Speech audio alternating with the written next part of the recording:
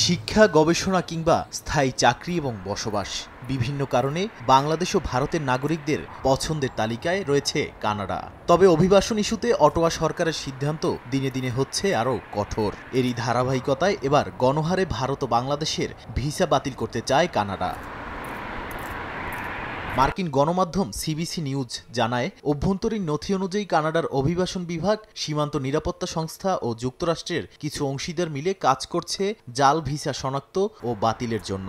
ওই নথিতে ভারত ও বাংলাদেশকে দেশভিত্তিক চ্যালেঞ্জ হিসেবে চিহ্নিত করা হয়েছে। অথচ প্রকাশ্যে দেশটির অভিবাসন মন্ত্রী শুধু মহামারী বা যুদ্ধের কথাই বলেছেন, তাদের দেশভিত্তিক পদক্ষেপের কথা বলেননি।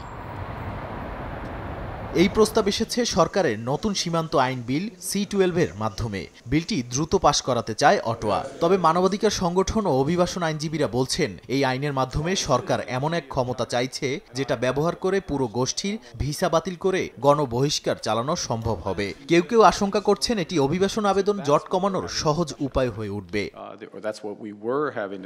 নথিতে আরও দেখা যায়, 2023 সালের মে মাসে ভারতীয় আশ্রয়প্রার্থীর সংখ্যা মাসে 500-র নিচে থাকলেও 2024 সালের জুলাইয়ে তা বেড়ে দাঁড়ায় প্রায় 2000-এ। একই সময় ভিসা যাচাইয়ে সময় বেড়েছে 30 দিন থেকে 54 দিনে।